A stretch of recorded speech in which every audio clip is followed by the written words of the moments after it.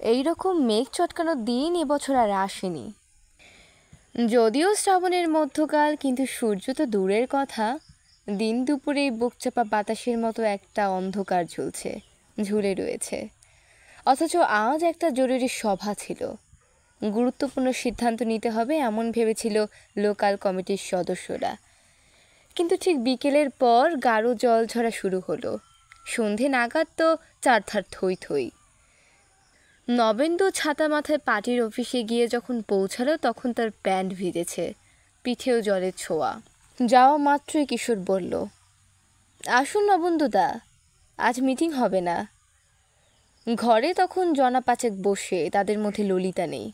সে নিচু গলায় জিজ্ঞাসা করল, কেউ আসতে পারেনি বুঝি? আসবে কি করে, এই বৃষ্টিতে পাগল আর আমরা ছাড়া কেউ পথে বের হয় না। আমি সেক্রেটারির বাড়িতে গিয়েছিলাম, উনিও বললেন মিটিং পিছিয়ে দিতে। কিশোর বলল, আজ কেমন আছেন উনি? একই রকম, তবে ঘরেই থাকতে হবে সারা জীবন। কথাটা বলে কিশোর গলা নামালো। ওর ইচ্ছে আপনি সেক্রেটারি হন। বৌদিকে উনি সমর্থন করছেন না, বললেন এই শিল্পাঞ্চলে কোনো মহিলার পক্ষে দায়িত্বটা বেশি হয়ে যাবে, আর যাদবদাকে উনি পাত্তাই দিচ্ছেন না। কিন্তু বৌদিকে সমর্থন করার মানুষ কম নেই। ঘণ্টাখানেক পার্টি অফিসে কাটালো নবেন্দু। বাইরে একটানা বৃষ্টির শব্দ, আলো কাঁপছে, যে কোনো মুহূর্তেই লোডশেডিং হয়ে যেতে পারে। এলাকার কয়েকটা দাবি নিয়ে জনসাধারণের কাছে যেতে হবে, তার একটা লিফলেটের খসড়া করা দরকার। চিরকাল এই দায়িত্ব নবেন্দুর উপর। সেই মক্স করতে গিয়ে সে মন পাল্টালো। ললিতা এবং নবেন্দুর মধ্যে কোনো ভুল বোঝাবুঝি নেই, কোনো আড়াল নেই। তাদের 3 কামরার বাড়িতে পার্টির ছেলে মেয়েদের অবাধ যাতায়াত। মাঝে মাঝে মনে হয় পার্টির অফিসটাই যেন সেখানে উঠে গেছে। আর এত বাইরের কাজ সামলেও ললিতার সংসারের খুঁটিনাটি ঠিক নজরে রেখে স্কুলে যায়। ললিতার হাতের রান্না না খেলে তৃপ্তি হয় না নবেন্দুর। যেদিন প্রথম খবরটা শুনলো সেদিন বাড়িতে ফিরেই ললিতাই তাকে বলেছিল, ওরা সবাই আমাকে চাইছে, তোমাকেও কেউ কেউ। কী করা যায় বুঝতে পারছি না। তুমি তো শুনলাম সম্মতি দিয়েছ, বেশ তো, নির্বাচন হোক। এতে পার্টির গণতান্ত্রিক চেহারাটা উজ্জ্বল হবে, আমার বিন্দুমাত্র আপত্তি নেই। বুকের কাছে চলে এসেছিল ললিতা। তুমি আমাকে ভুল বুঝছো না তো? মোটেই না। তবে তুমি যদি চাও আমি সরে দাঁড়াতে পারি। খবরদার না, তাহলে যাদববাবু বলে বেড়াবে বউয়ের মুখ চেয়ে তুমি কেটে পড়লে। আমরা প্রতিদ্বন্দ্বিতা করব, কিন্তু সেটা বাইরে। ঘরে আমাদের সম্পর্কে যেন চিন না ধরে। ললিতার চুলে হাত বুলিয়ে নবেন্দু বলেছিল, তার চেয়ে এক কাজ করো, ভোট চাওয়ার জন্য আমরা ওকে আমন্ত্রণ করব না, নিন্দা করব না। বেশ, তাই হোক। কোনো রকম ক্যাম্পেইন ছাড়াই আমরা কন্টেস্ট করব। বৃষ্টি কমার কোনো লক্ষণ নেই। কিশোরকে ঝাঁপ বন্ধ করতে বলে ছাতি মাথায় রাস্তায় নামল নবেন্দু। এলো পাথরে ঝাপটা দিচ্ছে হাওয়া। জলের ফোঁটাগুলো বেশ ভারী। কয়েক পা হাঁটতে সম্পূর্ণ ভিজে গেল সে। এখন রাত 8টা। ললিতার স্কুল মাইল 1.5 দূরে। সে কি এখনো স্কুলেই আটকে আছে? সেখানে যাওয়ার আগে নিজের বাড়িটা দেখে যাওয়া উচিত মনে হলো। কিছু দূর হাঁটতেই ওর মনে হলো একা এই দুর্যোগে বেরোনো উচিত হয়নি। রাজনীতি এখন এমন ক্লেদাক্ত যে কেউ নিশ্চিন্ত নয়। আশেপাশের জেলায় চোরাগোপ্তা খুন হচ্ছে। পার্টির উঁচু দিকের মানুষের উপর এই আক্রমণ। তাদের সাংগঠনিক ক্ষমতার কাছে হার মেনে স্বার্থলোভী শক্তিগুলো এসব আঘাত হানছে। যদিও এই জেলায় এখন এমন খবর পাওয়া যায়নি, তবু কেন্দ্রীয় কমিটি থেকে সতর্ক থাকতে বলা হয়েছে। নবেন্দুর এই বৃষ্টিতেও হাসি পেল। মানুষ এখন মানুষের কাছেই বিপন্ন। নিঃস্ব শ্রমিকের বড় শত্রু হয়ে দাঁড়িয়েছে আর এক নিঃস্ব শ্রমিক। মাঝ রাস্তায় আলো নিভল। ঝুপ করে গভীর কালো জাল কেউ ছুঁড়ে দিল শহরটার উপর। বৃষ্টি হলেই কেন যে লোডশেডিং হবে এই শহরে, তার কোনো বাস্তব ব্যাখ্যা নেই। রাস্তার আলো নিভে যাওয়ায় হাঁটতে অসুবিধে হচ্ছিল। এইসব সময় নবেন্দু অনুভব করে তার বয়স হচ্ছে। আগের মতো সেই টকবগে ভাবটা আর নেই। এই যেমন তুমুল বৃষ্টিতে ছাতা যখন কোনো কাজ করছে না তখন সেটাকে মাথার উপর তুলে ধরা যে বাহুল্য, তা মনে হলে অভ্যাস মিলে রাখে এমন আর কি। বাড়ির সামনে দাঁড়িয়ে স্বস্তি ফিরল। ভেতরে হারিকেনের আলো জ্বলছে, তার মানে ললিতা ফিরেছে। দরজা খুলেই ললিতা চেঁচালো, এ মা, কি করেছো তুমি? এই বৃষ্টিতে ভিজতে ভিজতে এলে, একই সাইনাসের ধাত, তার ওপর তুমি একটা অসুখ না বাদিয়ে ছাড়বে না। দেখছো দিনটা এইরকম, কি দরকার ছিল বের হবার? আজকে মিটিংটার কথা ছিল যে, ছাতা বন্ধ করেও আবার মেলে দিল একপাশে নবেন্দু জল ঝরার জন্য। নবেন্দুর সন্দেহ অরুণের পরামর্শেই ললিতা প্রতিদ্বন্দ্বিতা করবে। সে ঘড়ির দিকে তাকালো, রাত 11:15। এখন আসা মানে কিছুক্ষণ ওর বকবকানি শুনতে হবে।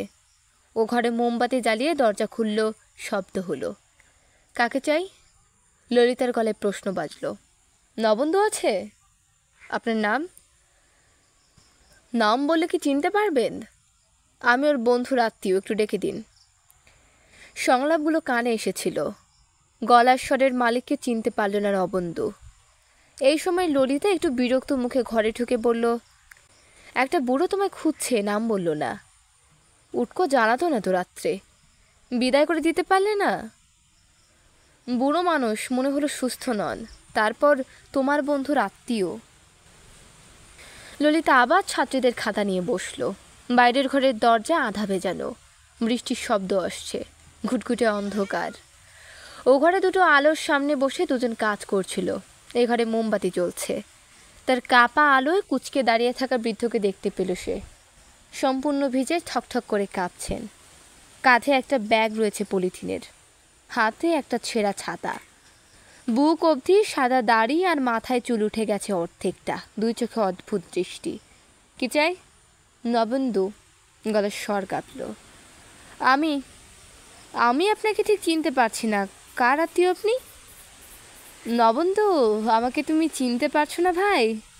তৎক্ষণাৎ সমস্ত শরীরে কাঁপন লাগলো। হঠাৎ দারুণ শীত করতে লাগলো নবেন্দুর। ওই ভাই শব্দটার উচ্চারণ তাকে এক টানে নিয়ে গেল 48 সালে। তারপর নানান ঘটনার মধ্য দিয়ে টেনে 67-তে যখন এরা বেরিয়ে গেলেন দল ছেড়ে। কিন্তু কি চেহারা হয়েছে এর! এইরকম বিধ্বস্ত অবস্থায় কোনোদিন কল্পনা করেনি ওকে। সেই আজাদি ছুটা হ্যাঁ দিনগুলোতেও এমনভাবে ভেঙে পড়তে দেখেনি সে। কিন্তু এই মানুষের অস্তিত্ব অস্বীকার করা হয়েছে। কোনো রকম সাহচর্য, বেআইনি সাহায্য নিষিদ্ধ। পার্টি একবার তাকে নির্দিষ্ট কারণে বহিষ্কার করেছে, তার কি প্রয়োজন এখানে এত রাত্রে? আমার সত্যি চিনতে পারছো না? মাথা নাড়ল নবেন্দু। হ্যাঁ। তারপর জিজ্ঞাসা করলো, কি ব্যাপার? আমি 3 দিন অভুক্ত। অন্ধ্র থেকে একজন আমার সঙ্গে দেখা করতে আসবে। দিনটা গুলিয়ে ফেলায় আজই এসে গেছি এই শহরে। অর্থ নেই যে হোটেলে উঠব, আর এই বৃষ্টিতে পথেও কাটানো অসম্ভব। তোমার কথা মনে পড়ল। তুমি আমাকে একটা রাত থাকতে দেবে ভাই? একটা হাত থরথর করে কাঁপছিল। সেটা সামান্য এগোলো। বুকের মধ্যে এখন লোহার বল নড়ছে। এ কী বলছে জগদীশদা? দল বিরোধী কাজ এবং উগ্র মানসিকতার জন্য বিতাড়িত মানুষকে সে আশ্রয় দেবে দলের সক্রিয় সদস্য হয়ে? অসম্ভব। সঙ্গে সঙ্গে নানান অভিযোগের ছুরির সামনে দাঁড়াতে হবে তাকে। এটা অপরাধ। অন্য মনস্ক হয়ে মাথা নাড়তে জগদীশ বললেন, দেবে না? নবেন্দু, আমি তোমার কাছে ভীষণ আশা নিয়ে এসেছিলাম। এই বৃষ্টিতে বাইরে থাকলে আমি বাঁচব না। কত রাত ভালো করে ঘুমোইনি। উপসের সঙ্গে মানিয়ে নিয়েছি, কিন্তু বৃষ্টিতে ভিজলে এই বয়সের শরীরটা মানাতে পারে না। এই পুরনো শহরে ফিরে এসে তোমার কথা মনে পড়ল। কত বছর আমরা একসঙ্গে আন্দোলন করেছি। সেই 48-এ পুলিশের। নিঃশ্বাস নিলেন জগদীশ। একটানা কথা বলায় বোধহয় হাঁপ ধরেছিল। নবেন্দু একবার ভেতরের ঘরের দরজা দেখল। ললিতা কি সব শুনতে পাচ্ছে? না, এখন চাপা গলায় কথা বলছেন জগদীশদা। ও ঘরে হারিকেনের আলোয় ছায়া পড়েনি। সে স্পষ্ট বলল, কিন্তু আপনি আমাদের পার্টির শত্রু। পার্টির হতে পারি, তোমারও কি? আমরা দুজনেই কমিউনিস্ট। আমার দল আগে, তারপর আমি। আর মানুষ, আমাদের মানবিক সম্পর্ক। নবেন্দু, আমি তোমাকে হাত ধরে মার্কসিজম শিখিয়েছিলাম, মনে পড়ে? আজকের রাতটা থাকতে দাও আমাকে। এই বৃষ্টির রাত্রে কেউ একথা জানতে পারবে না। কোনো মানুষ পথে নেই, কথা দিচ্ছি। ভোর হবার আগে আমি চলে যাব। আমি আর পারছি না, একটু ঘুমোতে দাও। নবেন্দু মাথা নাড়ল। দীর্ঘকালের সংস্পর্শ অনেক কৃতজ্ঞতা তাকে সপ্তরথীর মতো ঘিরে ধরেছিল। একটা রাত তো কেউ জানবে না। ললিতা পর্যন্ত জগদীশ তাকে চিনতে পারেনি। কাকপক্ষী জাগার আগে যদি মানুষটা ঘুমিয়ে নিয়ে চলে যান তাহলে? সে মাথা নাড়ল আবার। ঠিক আছে, এই সোফায় শুয়ে পড়ুন, ভোরের আগেই চলে যাবেন। ওপাশে একটা বাথরুম আছে। তুমি আমাকে বাঁচালে নবেন্দু, যেন প্রাণ ফিরে পেলেন বৃদ্ধ। ললিতাকে আমি বলবো আপনি আমার সহপাঠী নবীনের বড় দাদা। ভারী পায়ে পথে ফিরে আসতে ললিতা প্রশ্ন করল, কে গো? উত্তরটা মুখেই ছিল, জানিয়ে দিল নবেন্দু। রাত্রে থাকতে চাইলেন, থাকবেন। কোনোদিন নাম শুনিনি তো তোর? অবস্থা খুব খারাপ বলে মনে হলো। খসড়াটার উপর নজর রাখলেও মন বসছিল না নবেন্দুর। খেয়ে নাও, রাত হয়েছে। ও হ্যাঁ, উনি খেয়ে এসেছেন? কে? তোমার বন্ধুর দাদা।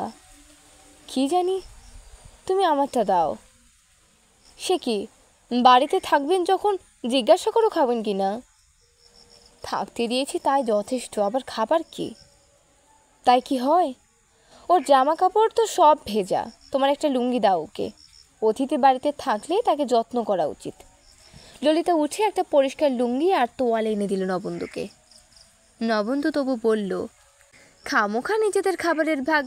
চুপ করো তো, মাঝে মাঝে এমন উল্টো কথা বলো তুমি, আমি ঠিক বুঝতে পারি না। শুকনো পরিধান বস্ত্র এবং পেট ভরা খাবার খেয়ে জগদীশ তৃপ্ত। একসঙ্গে খাওয়া হলো, কিন্তু কোনো কথা হলো না তেমন। নবেন্দু লক্ষ্য করল জগদীশের শারীরিক পরিবর্তন এত বেশি যে তাকে চট করে চিনে ফেলা অসম্ভব। ললিতার পক্ষে তো নয়। তাছাড়া ওর হাতে গলায় এক ধরনের চর্মরোগ এবং মুখের খোলা জায়গায় চামড়া কুঁচকে থাকায় পরিচিতি লোপ পেয়েছে। পাশের ঘরে জগদীশের নাক ডাকছিল।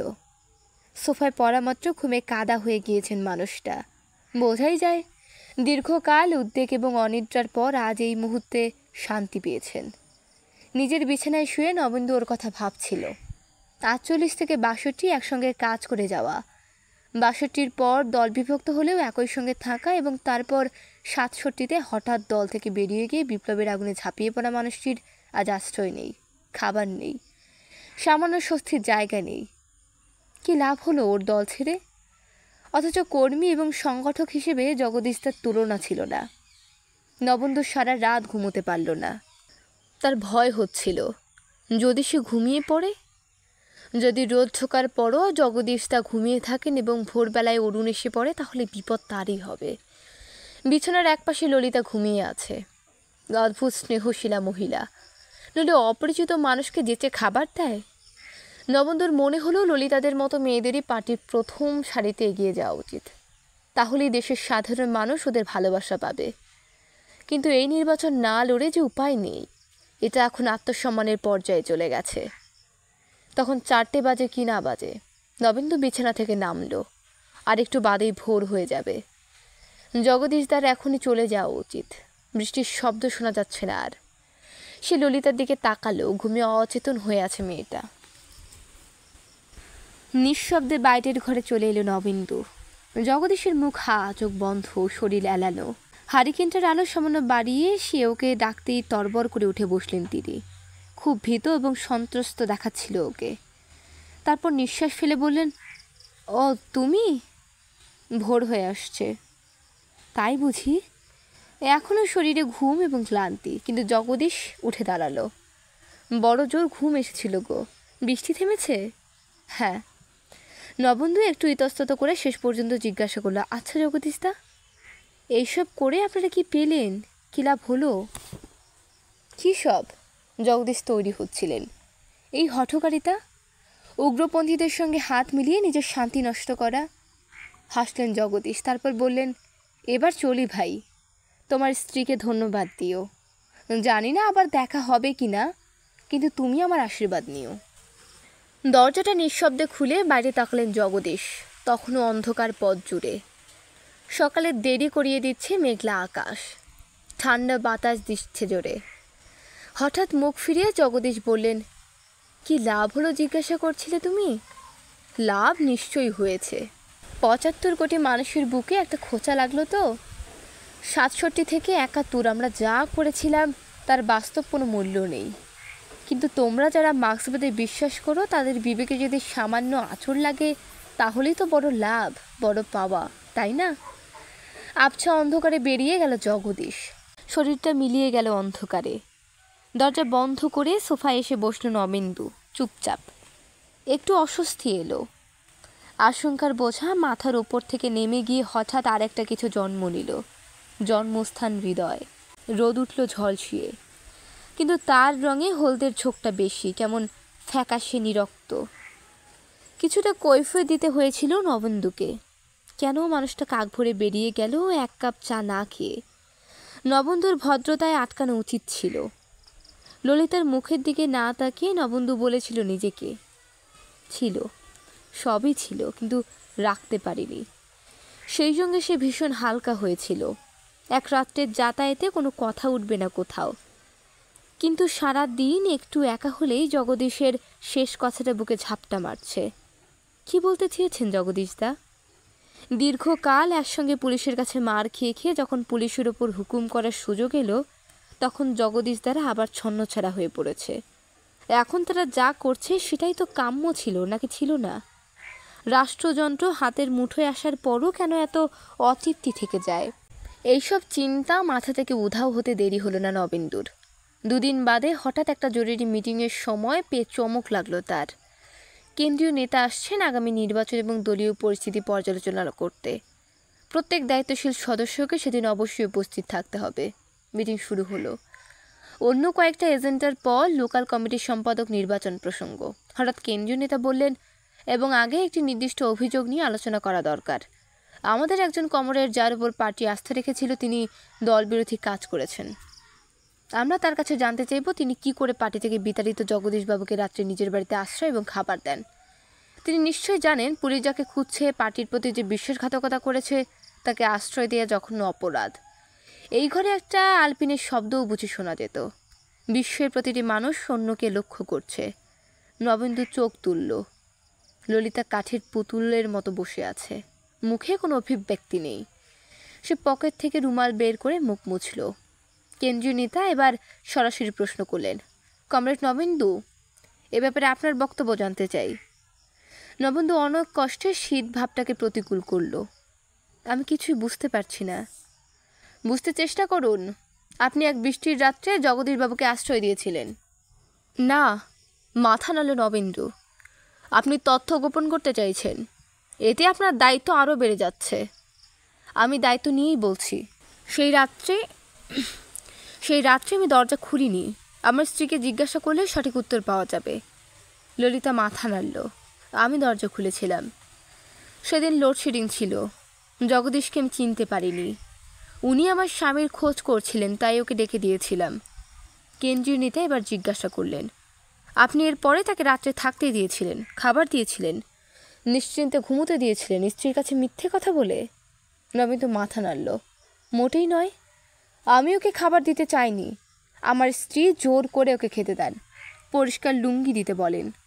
ললিতা বলল, সত্যি নয়। এসব করেছিলাম যেহেতু আমায় বলা হয়েছিল উনি আমার স্বামীর বাল্যবন্ধুর দাদা, তাই। নবেন্দু বলল, কথাটা সত্যি। জগদীশদা আমার বাল্যবন্ধুর অগ্রজ। কেন্দ্রীয় নেতা হাসলেন। তাই শেষ রাত্রে গোপনে রাজনীতি নিয়ে আলোচনায় বসেছিলেন আপনারা? চমকে তাকালো নবেন্দু। আর ললিতা না কাপা গলায় জানালো কি করে সেই রাত্রে সে নিজেকে সংবরণ করেছিল। গোপনে নবেন্দুর উঠে যাওয়া, জগদীশের সঙ্গে আলোচনা এবং যাওয়ার সময় জগদীশের কিছু জ্ঞানগত উপদেশ পাওয়ার পর নবেন্দুর স্তব্ধ হয়ে বসে থাকা সে খুঁটিয়ে বিবৃত করল। এখন প্রতিটি মুখ নবেন্দুর দিকে ফেরানো। কেন্দ্রীয় নেতা প্রশ্ন করলেন, আপনি আপনার স্বামীর বিরুদ্ধে অভিযোগ করছেন কেন? ললিতার গলা কাঁপল না। আমি আমার পার্টির প্রতি অনুরক্ত, মার্ক্সীয় জীবন দর্শনে বিশ্বাসী। আমার স্বামী যদি সেই বিশ্বাসে অংশীদার না হতে পারেন সেটা অন্য কথা, কিন্তু পার্টির প্রতি বিশ্বাসঘাতকতা হয় এমন কাজ করে তিনি আমার শ্রদ্ধা হারিয়েছেন। সমস্ত ঘরে যেন লক্ষ পায়রা উঠল। হাততালিতে কান বন্ধ হয়ে গেল। একজন স্লোগান দিয়ে ফেলল চাপা গলায়, কমরেড ললিতা জিন্দাবাদ। কেন্দ্রীয় নেতা বললেন, নবেন্দুবাবু, এই নির্দিষ্ট অভিযোগ নিয়ে আমার রিপোর্ট কেন্দ্রীয় অফিসে পাঠাবো। ওরা যতদিন কোনো সিদ্ধান্ত না নিচ্ছেন ততদিন আপনি পার্টির কোনো সাংগঠনিক কাজের সঙ্গে যুক্ত থাকবেন না। নবেন্দু উঠে দাঁড়ালো। আমাকে কি সাসপেন্ড করা হলো? ব্যাপারটা সেই রকম। নবেন্দু চুপচাপ বেরিয়ে এলো। এখন বেশ রাত, টুপটাপ বৃষ্টি শুরু হয়েছে আবার। নবেন্দু হাঁটতে হাঁটতে গলির মুখে চলে এলো। তার মাথার ভেতর শূন্য হয়ে গেল। ওরা শুধু অভিযোগ করে গেল, কিন্তু কেউ জানতে চাইল না কেন সেদিন সে জগদীশকে আশ্রয় দিয়েছিল। এমনকি ললিতাও এই প্রসঙ্গে তার সঙ্গে কোনো কথা বলেনি। ললিতার সঙ্গে এত কালের সম্পর্ক, অথচ সেও মুখ করে জিজ্ঞাসা করতে পারেনি একবার। কিন্তু দলের কাছে গোপন রিপোর্ট পাঠাতে দেরি করেনি। এত বছর একসঙ্গে বাস করেও যদি এতটা ফারাক হয়ে যায় দুটো মানুষের মধ্যে, তাহলে অনেক কাল একটি পার্টির জন্য যৌবন এবং শ্রমদান করেও এই ব্যবহার পাওয়া স্বাভাবিক। সেই রাত্রে কেউ সাক্ষী ছিল না। ললিতা যা বলেছে তা মিথ্যা প্রমাণ করতে সে যদি তৎপর হয়, তাহলে ওই বেচারা মুশকিলে পড়বে। কি দরকার? নবেন্দু হাসল। জগদীশদার শেষ কথাটা মনে পড়ল। বুকের ভেতর একটা আঁচড় লেগেছিল, তাই বাইরের এই আঘাতটা খুব বড় মনে হচ্ছে না। বরং ললিতা তাকে সাহায্যই করল। লোকাল কমিটির সম্পাদক আর তাকে হতে হচ্ছে না। কোনো লক্ষ্যহীন পথে এগিয়ে যাওয়ার ভাওতায় ভুলে থাকতে হবে না। কিন্তু নবেন্দু মাথার উপর ছাতা খুলল। ললিতার সেক্রেটারি হিসেবে নির্বাচন সুনিশ্চিত। স্বামী এবং দলের মধ্যে শেষটাকেই এ সম্মান দিল নিজস্ব বিচারে। এখন কি ও একসঙ্গে থাকতে চাইবে? বৃষ্টি পড়ছে। পার্টির মিটিং ভেঙে গেল। নবেন্দু একটা আড়াল দেখে দাঁড়িয়ে রইল। মানুষজন বেরিয়ে যাচ্ছে। তারপর ললিতাকে দেখতে পেল। গলি দিয়ে দ্রুত পায়ে আসছে, সঙ্গে অরুণ। রাস্তার মোড়ে দাঁড়িয়ে অরুণ বলল, চলো ললিতাদি, তোমাকে পৌঁছিয়ে দিয়ে আসি, বৃষ্টি পড়ছে। না না, কোনো দরকার নেই, আমি একটা রিক্সা নিয়ে নেব। তুমি কাল সকালে অবশ্যই বাড়িতে এসো। ললিতার গলার স্বরে কৃতিত্ব। কিন্তু নবুন্দা যদি বাড়িতে ফিরে, ওসব ভয় করো না, তাহলে তো বাঁচা যায় না। কথাটা বলে ললিতা বৃষ্টি মাথায় করে হাঁটতে লাগলো। অরুণ চলে গেল উল্টো রাস্তায়। নবেন্দু দ্রুত কয়েক পা হেঁটে ডাকলো, শোনো। চমকে ফিরে তাকালো ললিতা। রাস্তার ভিজি আলোয় তাকে অদ্ভুত নার্ভাস দেখালো। নবেন্দু হাসল। বৃষ্টিতে ভিজো না। ললিতার মুখ তখন রক্তশূন্য, চোখে বিস্ময় এবং ভয়। ছাতাটা এগিয়ে দিল নবেন্দু। এটা রাখো।